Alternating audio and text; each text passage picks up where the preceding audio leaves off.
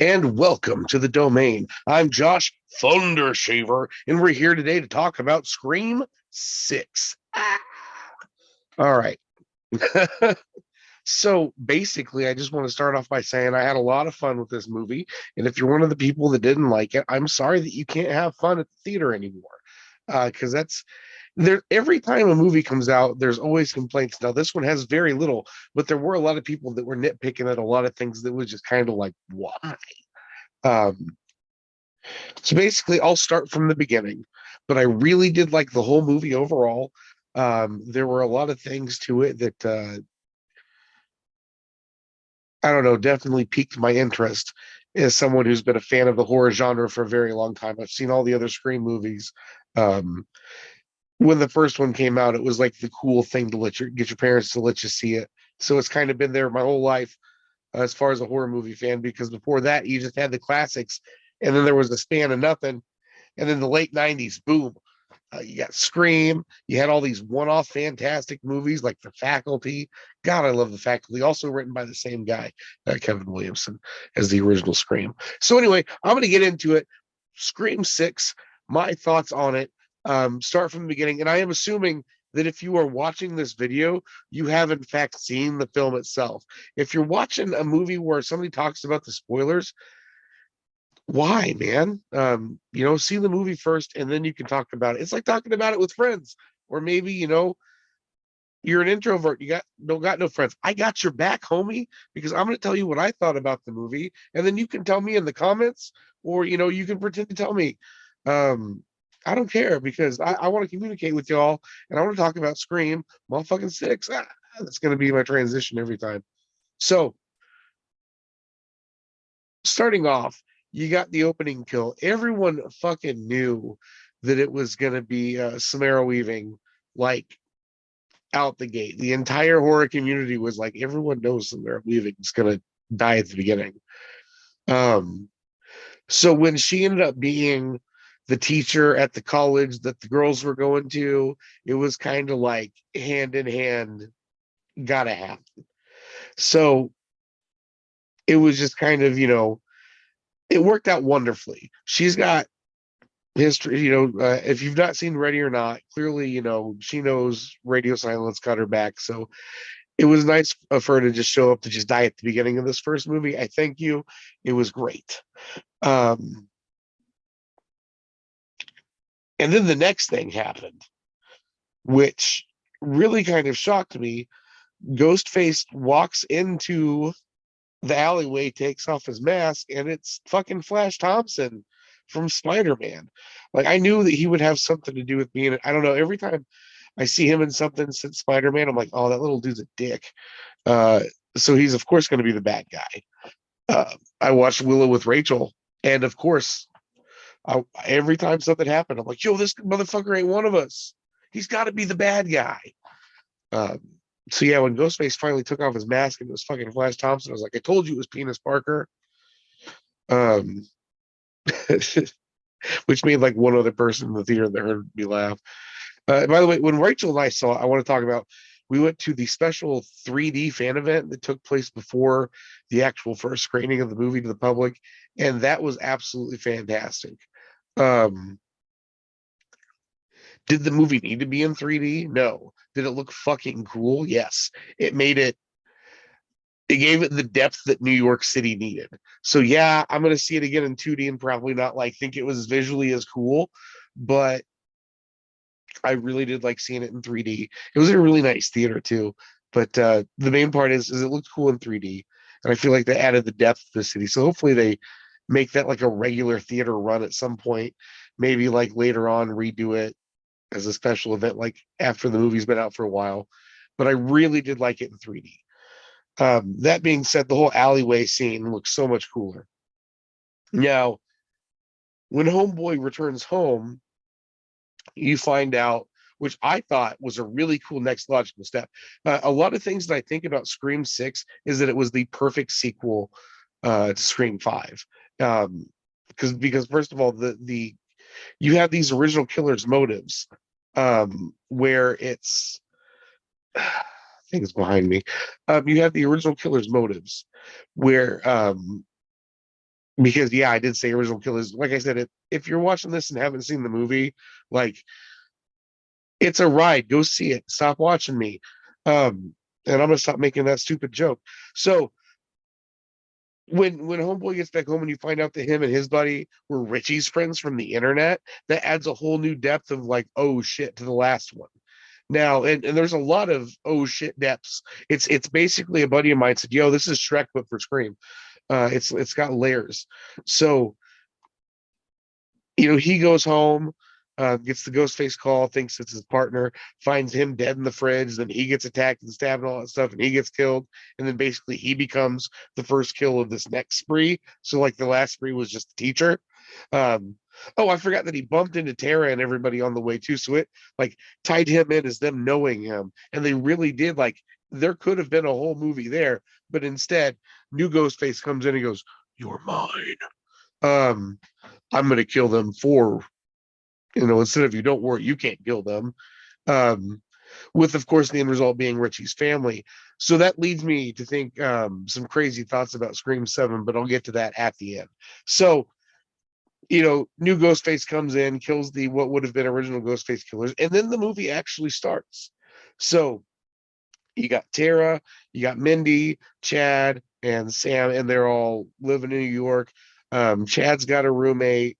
Um, the girls have a roommate. Mindy's got a girlfriend. There's new people to not trust. Sam's got a dude that lives across the way that she's been hooking up with. And honestly, he's the red herring in the movie. And I love the fact that he's like, don't trust me. He fucking quoting Scream too, whatever, talking about I'm too nice. So basically they set up all the new scenery, surroundings, new players, and everything, and then the movie just gets fucking rolling. Um, Ghostface fucking pops up in their apartment, or no, that happened a little bit later. Like, yeah, Ghostface pops up in their apartment. They go next door. They um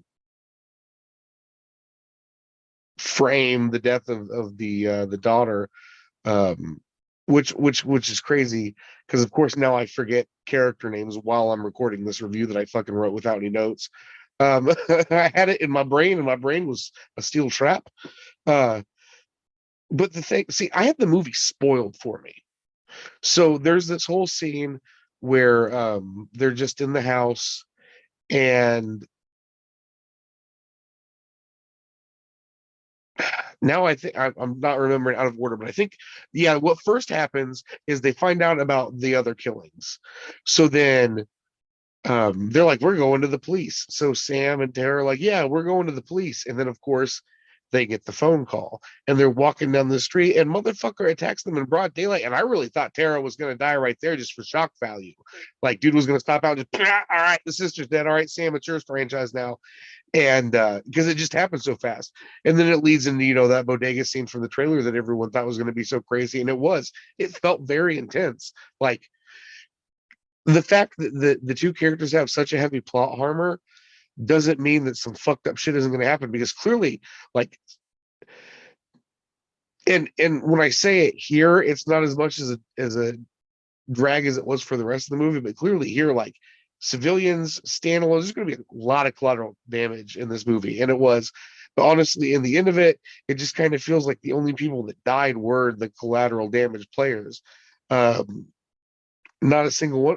The core four, man. They called it that in this movie, and I really thought Chad was gonna die. But of course, so they made them all fake out deaths, both Chad and Mindy, and then Gail. So like everyone that would have been important, that like really would have hit home in this one about dying, didn't. So I kind of feel like they're leaning a little extra too heavy on Dewey and fucking Judy dying in the last one. I don't know. So you got that real quick one in the bodega scene, and then the next part is like Ghostface is in their apartment, hacks up the one girl, and that gives her the whole red herring of not having been there. But then, like, when we get to the end of it, I don't know. I'll talk about that when I get there. So they get this really awesome scene where like everybody kind of finds out that like, oh shit, Ghostface is in our house, and they leave, except for Mindy, who the whole time was putting up this like stone cold front of like, no, fuck this, like killers are stupid. And then the killer's right there in front of her, and she's facing down. She's like, "Oh shit!" And they start fighting back. And dude, her and her girlfriend get stabbed several times before they're able to get away. So like right there, I'm like, "Oh man, definitely the girlfriend's dying. Maybe Mindy right here." And that's what it had me saying the whole time is this character's going to die, and eventually none of them did. So then you get to the latter scene, which is once again from the trailer, and you definitely see that there was some things that they changed, to make basically manipulate the scene. So Ghostface doesn't get there until after Mindy's across, and it's her girlfriend. Of course, it's such a sick scene because she rocks the boat and then falls, and it's not the ground that kills her. She hits her head on that dumpster before the ground. Very unexpected, very fast. It was a lot cooler than what I thought was going to happen there. But then basically after that, like, we'll catch you later, Ghostface. Um, but the movie just keeps rolling.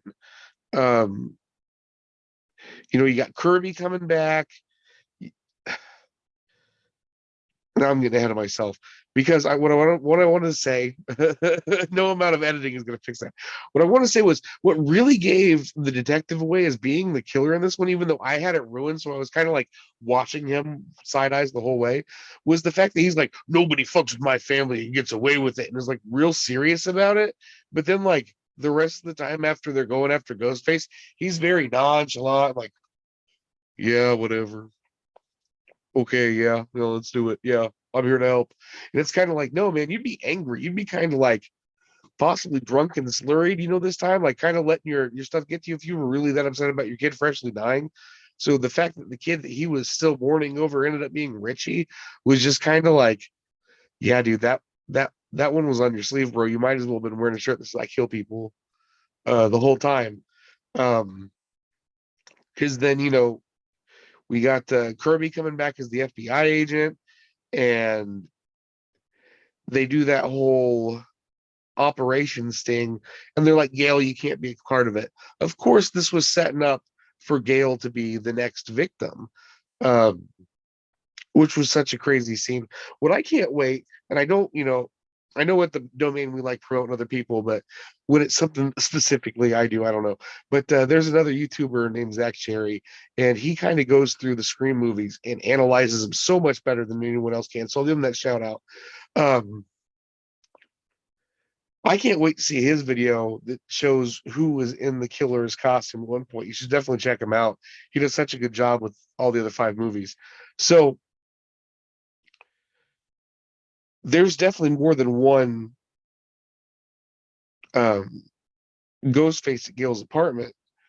The issue is that the daughter, who's basically doing most of the running around, because you got to put it together, because she's the only one with the alibi who doesn't have to be anywhere. Um,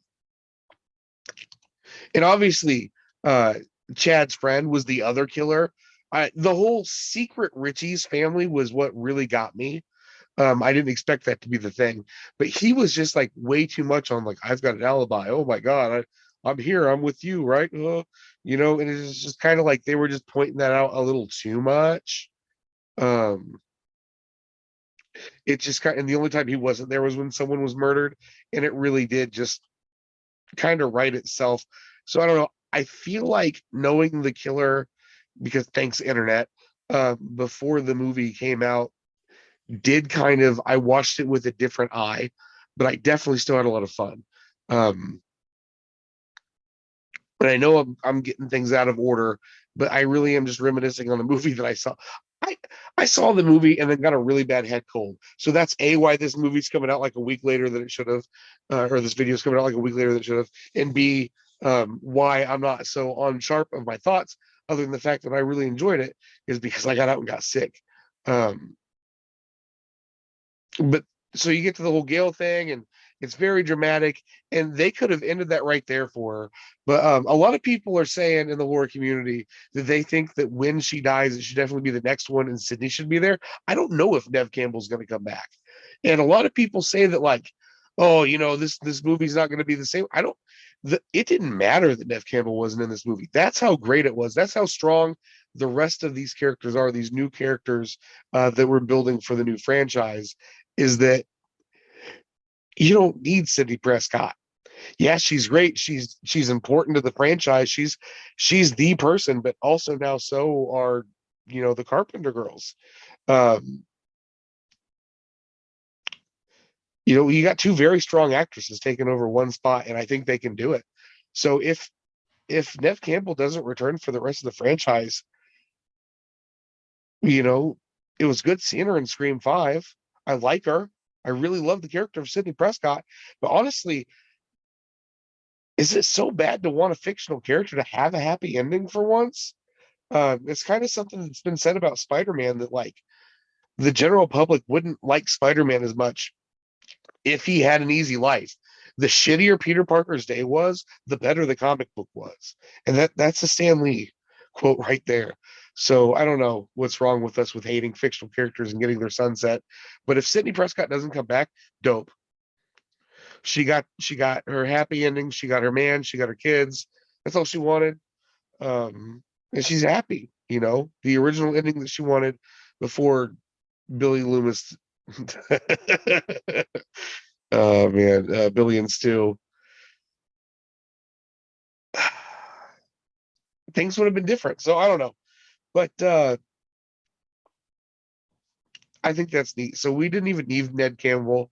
But there's a lot of people saying that, if uh Gale Weathers goes down, it should be in front of Sydney. But at the same time, I feel like a lot of people forget that the whole reason that anything happened was because Gale Weathers wrote that very first book about Sydney's mom, and that's really what all the everything was about.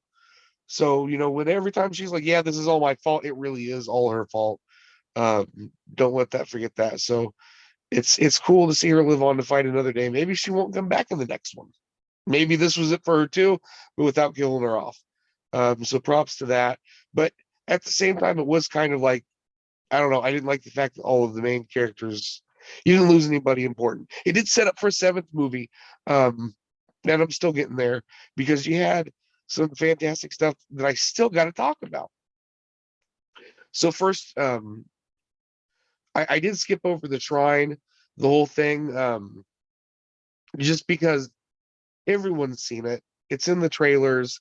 It's out there clearly if you've seen the movie. Like, I think it's cool. I think it's dope. I think it's a little unrealistic that nobody could actually have all those trophies. Um, I get that evidence can be bought, but like, come on, that's kind of like everything. That's a little weird. It's not like everything's gonna just disappear for us. I don't know. This is a movie, so you got to kind of let some things go to make it fun. But the whole anxiety that they bring about in the train scene is just absolutely crazy, with Mindy getting separated with Homeboy. Like, she's the whole time she's like, this guy's the killer. And then they do the whole thing where he doesn't stab her and he's not the ghost face in that scene, but then he ends up being the killer anyway.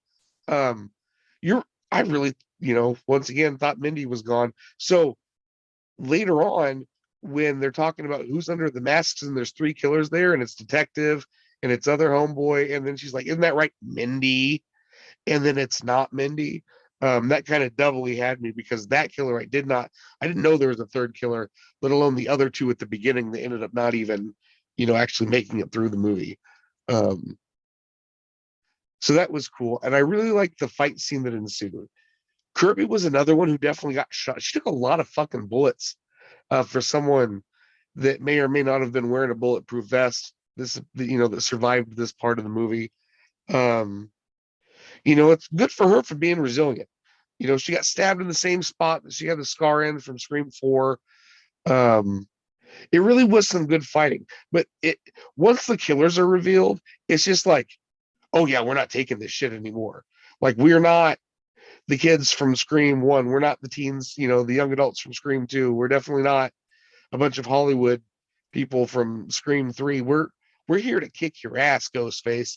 And it was pretty cool. Um, like, Ghostface was not the aggressor here, and that was just absolutely topsy-turvy. One of the many things about this movie that I recommend, because once again, this is just a review. This isn't me telling you. I'm not trying to narrate the whole movie to you. Still, definitely go see it. Um, Hell, it's probably going to end up on Peacock in a couple months anyway.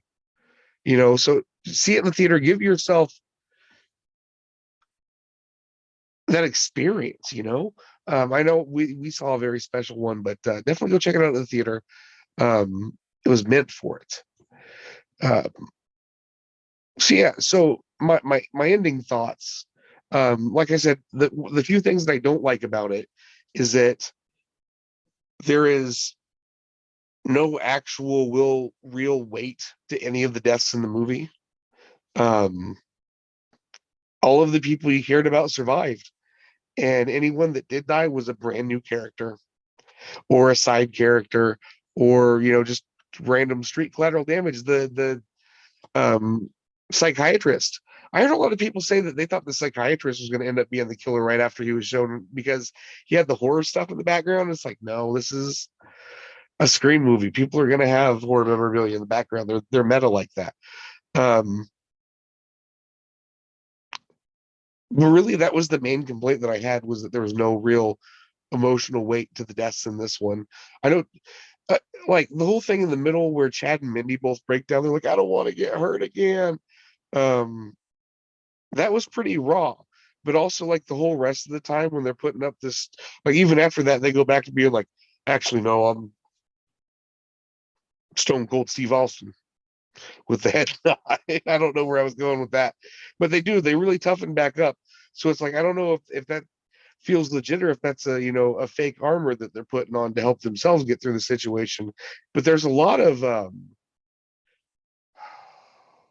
trauma that is shown through each of these four characters in a different way throughout this movie too. A lot of Scream 5 carried over into Scream 6, which is what makes it a fantastic sequel. I also feel like it's Scream 2 again, without being overt about it.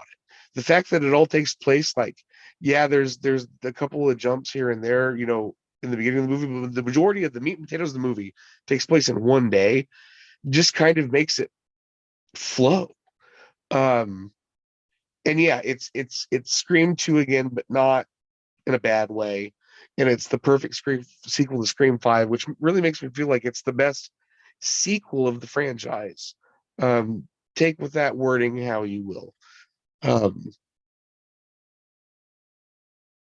the things I really liked about it was the brutality, was the nods to the franchise before it.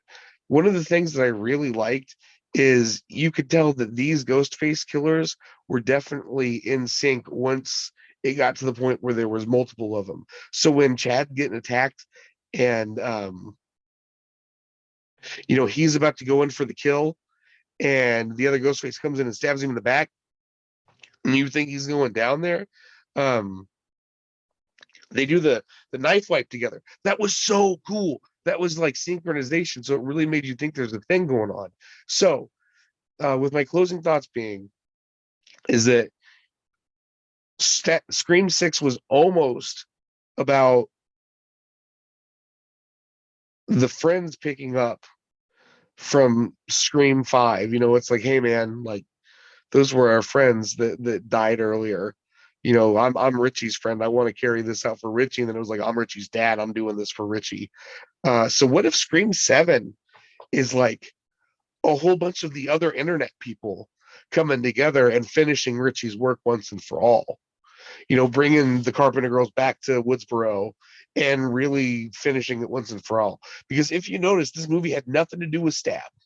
There was absolutely no stab anything in this movie. It was 100%, hey, these things happened to us and our friends before, you know, and it was a good old revenge plot. Hey, you killed my son. We're going to kill you now because we're a crazy family, is what they ended up being. They just don't happen to not. They had already fucked with the family you didn't want to fuck with, and this is the replications. So the only way they can step that up is Richie's internet family, his internet homies. Because let me tell you, like, there's a couple of people that I have on the internet that, like, I would do anything for. I keep getting messages. I'm sorry. There are a couple of people, that I've never met in person that I would take a bullet for. I've met a couple of them in person. They're my best motherfucking people in life. Um, so it's not too hard, you know, uh, to of a disbelief to think that Scream 7, which has already been greenlit and already ready to go, is 100% going to be the rest of the Stab online community trying to finish Richie's work and bringing back another good Stab sequel. Um, that being said, I've been wearing this Wu Tang shirt the whole time. Told myself I wasn't going to make the point, just kind of, leave it open to see if anyone got the joke. But they completely missed the fact that this is a movie set in New York City with in the Scream franchise where this motherfucker is called the Ghostface, and there was not one Wu Tang or Ghostface killer reference in it. I'm talking all they would have had to do was have like a Wu Tang poster or have like Ghostface Killer could have been in the bodega scene, kind of like how Method Man was in Luke Cage. Just saying, he could have been dudes walking down the street. All they had to do was have GFK in there one time. I don't know. But that was my review of Scream 6. I absolutely loved it. They're definitely up in their game. Um, it definitely took the bad taste out of my mouth after having seen Halloween Ends and worrying about the future of horror. I'm still really worried about whatever comes out of Friday the 13th because clearly Jason's my boy. But at least I know Ghostface has my back in the meantime. So thanks for watching my video. My name is Josh Thundershaver. This is The Domain. Stay tuned. We've got lots more coming to you. Peace.